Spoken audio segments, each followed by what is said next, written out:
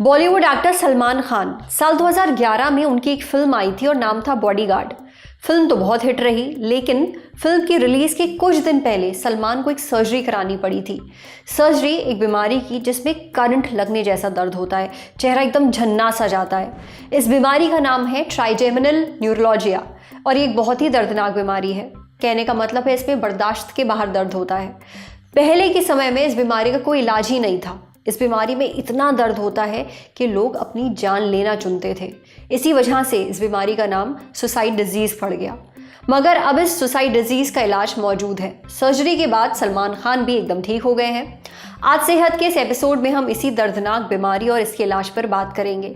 Doctor से जानेंगे कि ये ट्राइजेमिनल न्यूरोलॉजिया है क्या, ये बीमारी क्यों होती है, कौन लोग इस बीमारी के ज़्यादा रिस्क पर हैं और इसे बचाव और इलाज कैसे किया जाए। सुनिए।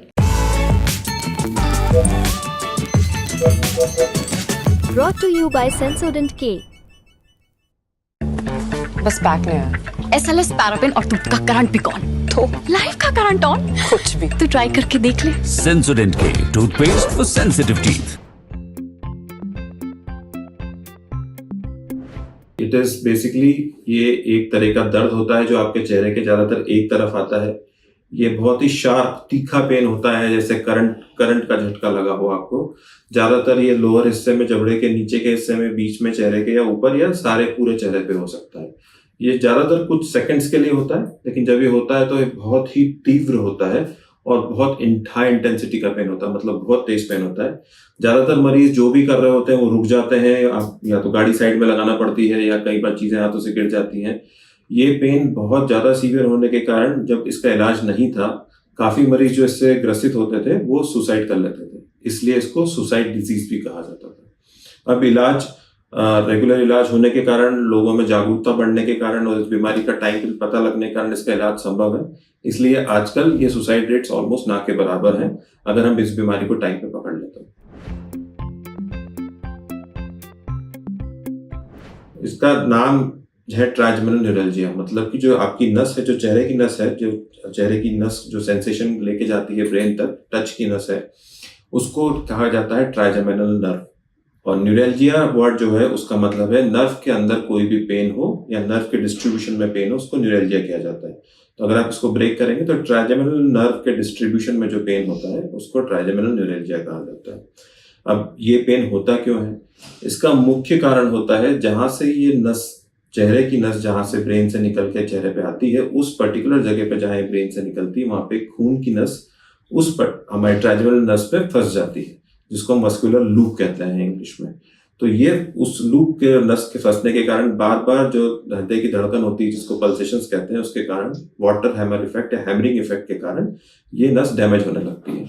और जब हमारे चेहरे की नस डैमेज हो जाती है तो हमारे को ये पेन चालू हो जाता है, जिसको शॉर्ट सर्किटिंग पेन कहते हैं, क्योंकि जो सेंसेशन है आपकी चेहरे की वो पेन के फाइबर से शॉर्ट सर्किट होती है, जिसको हम इम्फेटिक ट्रांसमिशन कहते हैं अंग्रेजी में। तो ये पेन उठ सकता है या तो आपने कुछ ठंडा खा लिया, या आपने ठंडे पानी से मुंह धो लिया, ठंड का सीजन है, आइसक्रीम खाने से, बर्फीली चीजें खाने से, कई लोगों को ब्रश करने से ये पेन होता है।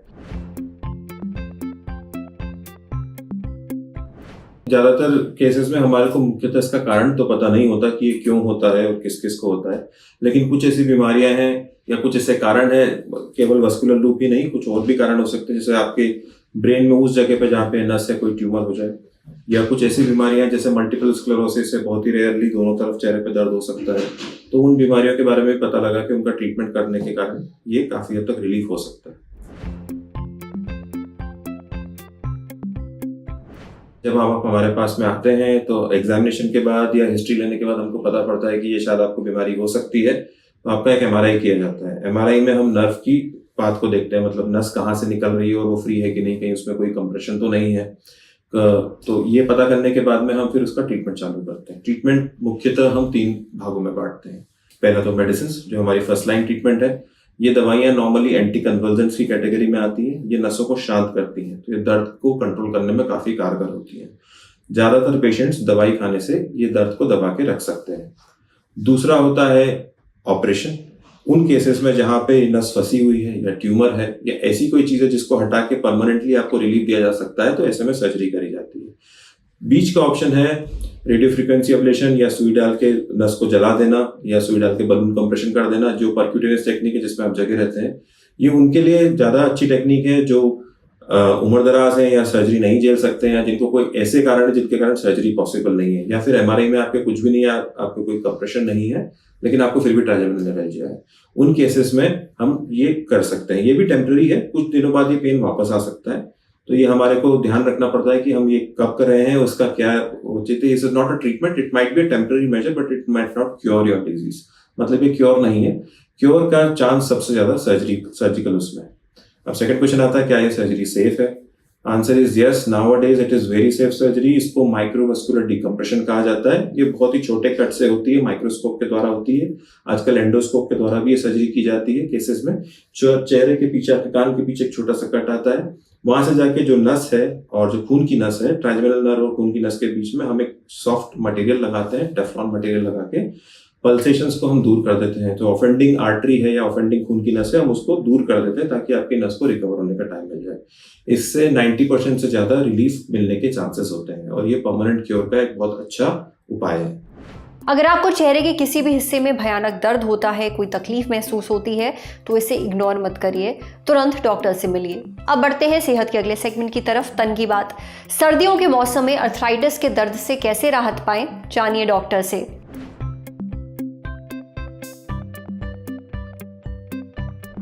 सर्दियां शुरू हो चुकी हैं। इस मौसम में हड्डियों और जोड़ों में दर्द होना बहुत आम सी बात है, खासकर उन लोगों में जिन्हें अर्थराइटिस है। अर्थराइटिस यानी कि गठिया। इसमें शरीर के अलग अलग जोड़ों में सूजन आ जाती है, अकड़न होती है, बहुत दर्द होता है। सबसे ज्यादा असर घुटनों और कूल्हों की हड्डियों पर पड़ता है।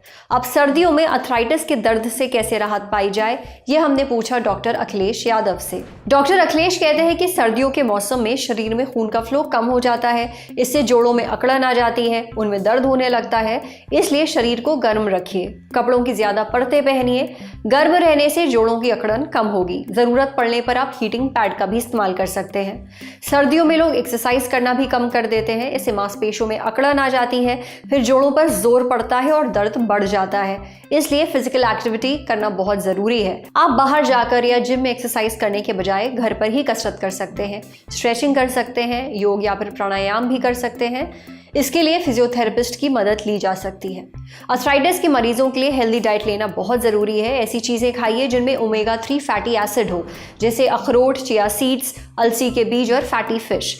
ताज़े फल और सब्जियां खाना बहुत ज़रूरी है। सब्जियों में पालक और मेथी खा सकते हैं। फलों में खट्टे फल, संतरा, नींबू और चकोतरा खाए जा सकते हैं। इनमें विटामिन सी होता है जो सूजन घटाता है।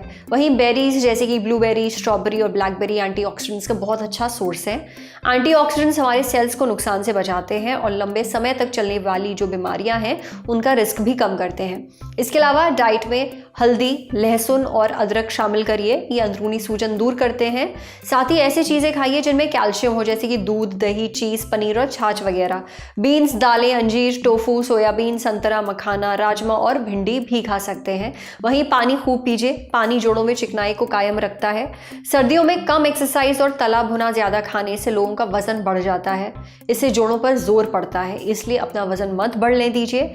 साथ ही अच्छी नींद लीजिए। डॉक्टर की सलाह पर ज़रूरी सप्लीमेंट्स भी खाए जा सकते हैं। हालांकि अगर दिक्कत दूर नहीं होती है तो बिना देर किए डॉक्टर से मिलिए। समझे। अब बारी सेहत के आखिरी सेगमेंट की, खुराक यानी झक्कासी हेल्थ टिप।